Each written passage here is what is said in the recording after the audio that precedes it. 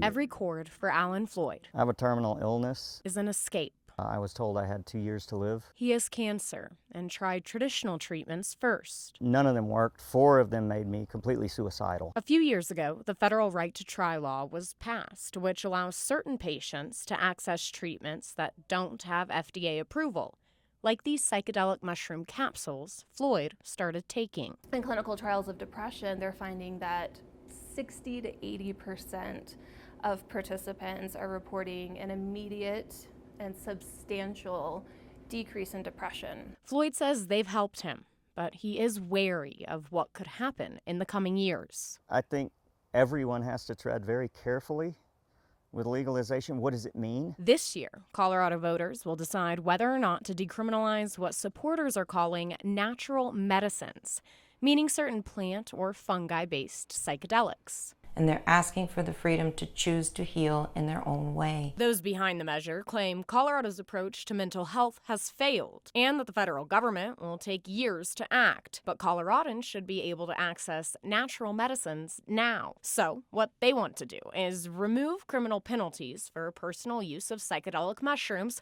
for people 21 and up. But people younger than 21 could still be charged with a drug offense. This is going to be very, very bad for the state of Colorado. Jeff Hunt will not be voting for this initiative.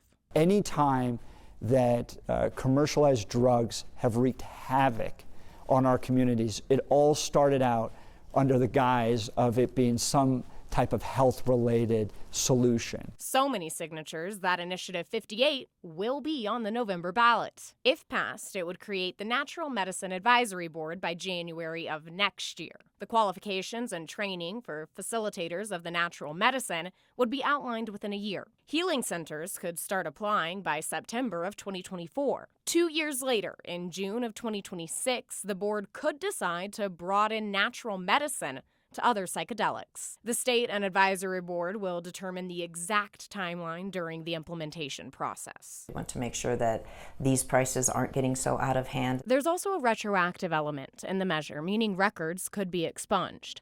For patients, the natural medicines would be administered at healing centers, but anything grown outside of a healing center by an individual cannot be sold. This is about making money off the backs of drug-addicted Coloradans. He's concerned the psychedelics would become commercialized, like cannabis did. But the way the measure is written aims to avoid that. Mandating that a single individual or entity cannot own more than 5 healing center locations. Proponents don't want to see recreational dispensaries for natural medicine. I don't want to see the pharmaceutical companies having a stranglehold on this medicine. And with so many sides to this story, Ask ourselves, is this really going to make our state a better place? voters have a lot to think about. With photojournalist Jacob Curtis, Colette Bordelon, Denver 7.